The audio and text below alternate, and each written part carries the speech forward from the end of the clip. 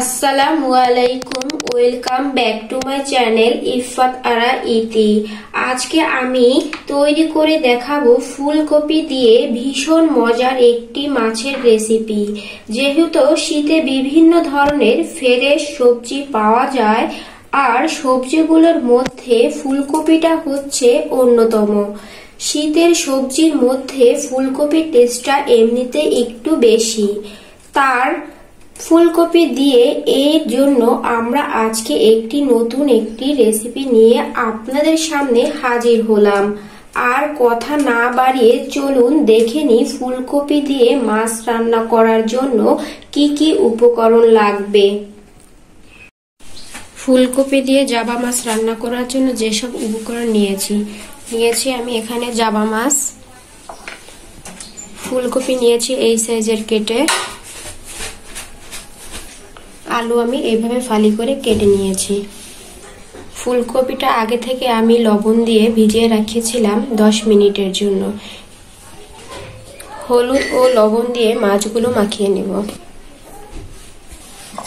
এমনভাবে হলুদ ও লবণ মাখাতে হবে যাতে মাছের গায়ে সম্পূর্ণভাবে লেগে যায়। দেখতে পাচ্ছেন ভিউয়ার্স, আমি কিভাবে লবণ ও হলুদ মাছের গায়ে লাগিয়ে দিচ্ছি। ভিউয়ার্স দেখতে পাচ্ছেন মাছগুলো আমার মাখানো হয়ে গিয়েছে, এখন ভেজে নিব।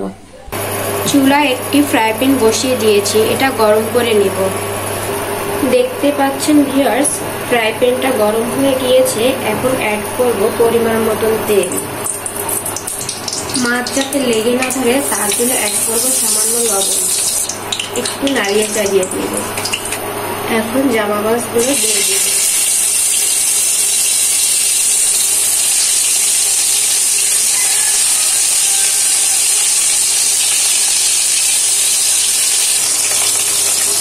এখন মাছগুলো উল্টিয়ে নেব।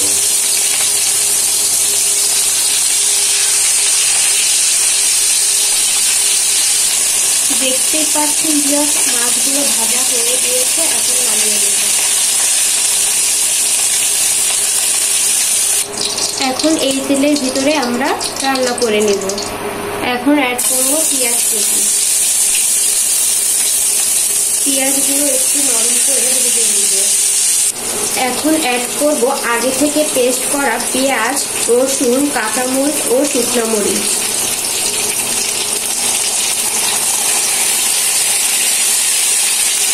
কিছু সময়ের জন্য ভেজে নেব। এমনভাবে মশলাগুলো ভাজতে হবে যাতে কাঁচা গন্ধ না থাকে। এখন অ্যাড করব 1 চা চামচ আদা বাটা। মশলা যাতে পুড়ে না যায় তার জন্য অ্যাড করব সামান্য পরিমাণ পানি। 1 চা চামচ ঝালের গুঁড়া, 1 চা চামচ ধনিয়া ও জিরার গুঁড়া, 1/2 চা চামচ হলুদের গুঁড়া, স্বাদ মতো লবণ। এখন মশলাগুলো একসাথে ভালোভাবে কষিয়ে নিব। মশলা এমনভাবে কষাতে হবে যাতে লেগে না ধরে।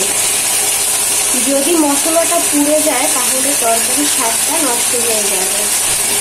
দেখতেই পাচ্ছেন ভিউয়ার্স, মশলাগুলো ভালোভাবে কষানো হয়ে গিয়েছে। এখন অ্যাড করব আগে থেকে কেটে রাখা আলু ও ফুলকপি। আলু ও ফুলকপিগুলো ভালোভাবে কষিয়ে নেব। এখন একটি ঢাকনার সাহায্যে ঢেকে রাখবো। এখন ঢাকনাটা তুলে নেব, একটু নাড়িয়ে চাড়িয়ে নেব। দেখতেই পাচ্ছেন ভিউয়ার্স, আগে থেকে কতটা পানি গলেছে। কিছুক্ষণ পর পর নাড়িয়ে চাড়িয়ে নেব যাতে লেগে না যাবে। দেখতেই পাচ্ছেন ভিউয়ার্স, আমার ভালোভাবে ফুলকপি ও আলুগুলো কষানো হয়ে গিয়েছে। এখন অ্যাড করব 2 কাপ পরিমাণ কুসুম গরম পানি। আপনারা অবশ্যই চেষ্টা করবেন কুসুম গরম পানিটা দেওয়ার, কারণ কুসুম গরম পানি দিলে তরকারির স্বাদটা দ্বিগুণ বেড়ে যায়। এখন একটি ঢাকনার সাহায্যে ঢেকে রাখবো বলক আসা পর্যন্ত। এখন ঢাকনাটা তুলে নেব। দেখতেই পাচ্ছেন বলক চলে এসেছে। এখন অ্যাড করব আগে থেকে ভেজে রাখা জাবা মাছ, সুন্দর করে সাজিয়ে দিব।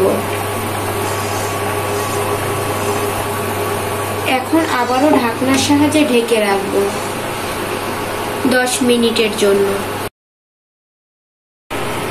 এখন ঢাকনাটা তুলে নেব। দেখতেই পাচ্ছেন ভিউয়ার্স, আমি এখানে টমেটোগুলো এরকম মোটা করে কেটে নিয়েছি। এখানে আমি 5 থেকে 6টা টমেটো নিয়েছি, আপনারা আপনাদের পছন্দ মতো নিয়ে নেবেন। এখন টমেটোগুলো সুন্দরভাবে সাজিয়ে দিব।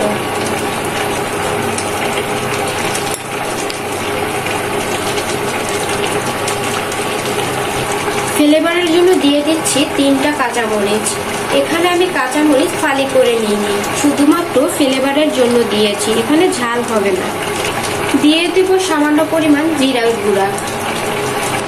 এখন একটা ঢাকনার সাহায্যে ঢেকে রাখবো। চুলার আঁচটা অবশ্যই লোতে রাখতে হবে। ঢাকনাটা দিয়ে ঢেকে রাখবো 5 মিনিটের জন্য। 5 মিনিট পর ফিরে আসলাম। ফুলকপি দিয়ে এভাবে জাবা মাছ রান্না করলে মুখে স্বাদ লেগে থাকবে। সবচেয়ে বেশি স্বাদে ফুলকপি দিয়ে মাছ রান্না করে একবার হলেও খেয়ে দেখবেন, মুখে স্বাদ লেগে থাকবে। এখন চুলাটা অফ করে দিব।